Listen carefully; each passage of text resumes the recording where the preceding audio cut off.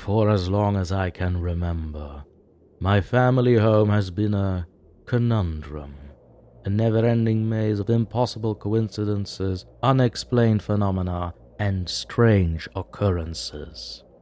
It got so weird that even local skeptics started believing something was off. I used to think it was haunted, but then things started to unravel in a way I couldn't ignore. Let's start with the most benign glitch. Objects would randomly disappear. My keys, for example, vanish from the kitchen counter only to reappear inside the fridge. Then there was the journal I kept as a teenager. It disappeared for months, reappearing one day in a dusty corner of the attic, its pages filled with words I didn't recognize.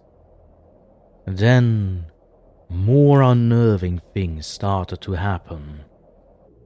Once, while walking down the hallway, I experienced an overpowering deja vu. I was engulfed by an emotion I couldn't quite put my finger on, like nostalgia but more intense. It felt as if I'd lived that moment 1,000 times before. I brushed it off until one night I had what I could only describe as a near-death experience, or an NDE. I was suddenly enveloped in light and warmth, as if drifting into another realm. I felt an overwhelming sense of unity, like I was connected to everyone and everything. Then, just as suddenly, I snapped back into my body, lying on my bed. I started researching these events, diving into ancient texts, modern science, and arcane philosophy. And let me tell you, the rabbit hole is deep. My search led me to Gödel's incompleteness theorems, mathematical equations suggesting that some truths can't be proven within a given system. It felt like an echo reverberating through my mind. Could it be that our understanding of reality is forever limited, always eluding complete comprehension? And then there were the unidentified aerial phenomena, or UAPs. We lived near an Air Force base, and growing up, I often saw strange lights in the sky. But what stood out wasn't their bizarre flight patterns. It was the timing. They appeared when something significant happened in my life, almost like cosmic milestones marking my journey. It was around this time that I met Sarah, a psychologist with an interest in Eastern philosophy. She introduced me to the concept of non-dualism, the idea that all of existence is interconnected, emanating from a single source, much like ripples in a pond. It struck a chord with me. Could it be that all these glitches were simply reminders of this profound unity?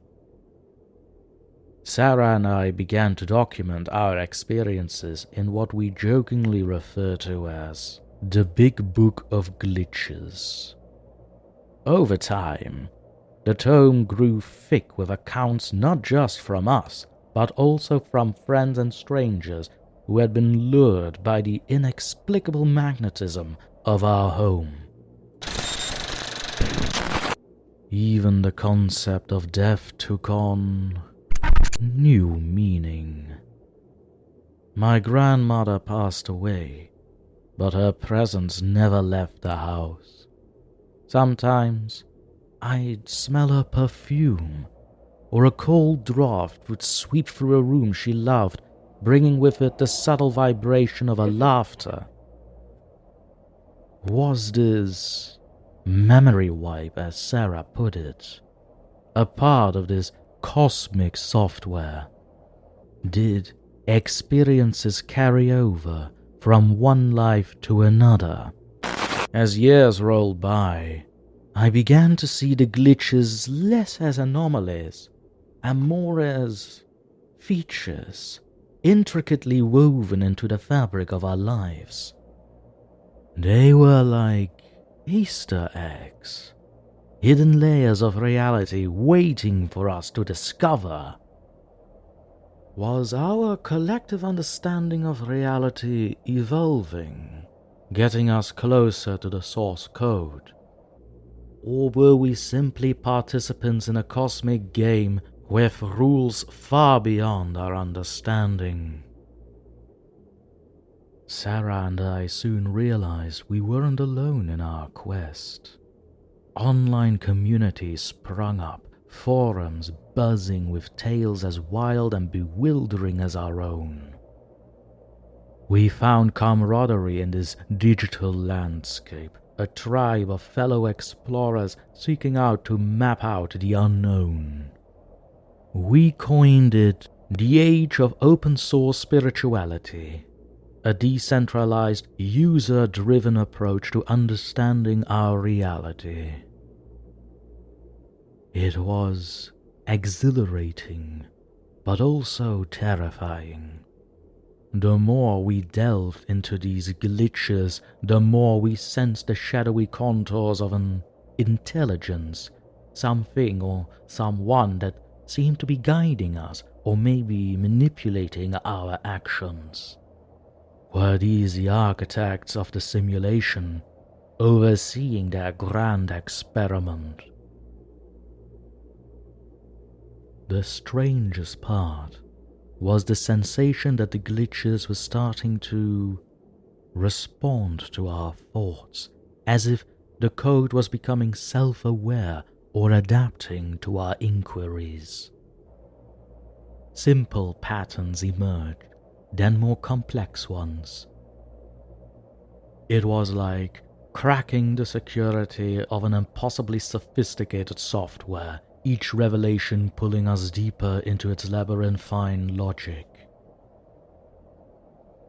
Finally, we couldn't resist the impulse to try something audacious. Gathering a circle of our closest confidants, we decided to attempt a collective action, something so focused and attentional that it would either confirm our theories or expose them as the ramblings of overactive imaginations. We chose a date, synchronized our watches, and at the exact appointed time, we all concentrated on a singular, almost absurdly specific thought: that a blue rose would manifest in the center of our living room. This was our ultimate cheat code, a command designed to interrogate the very foundations of our reality. As the seconds ticked by, the room grew thick with anticipation, each of us submerged in a sea of focused mental energy. And then, just as we were about to surrender to the disillusionment, it happened. A soft pop, a brief flicker of light, and there it was, a blue rose.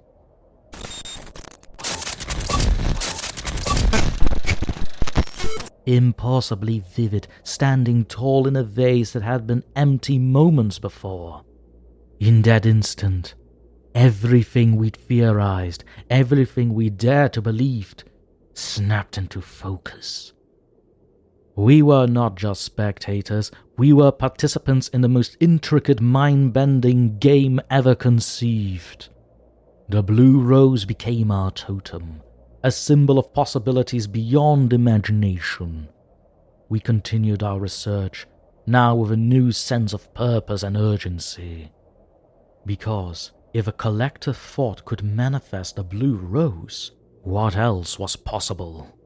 Could we rewrite the glitches, recode the simulation, heal the fractures in our world?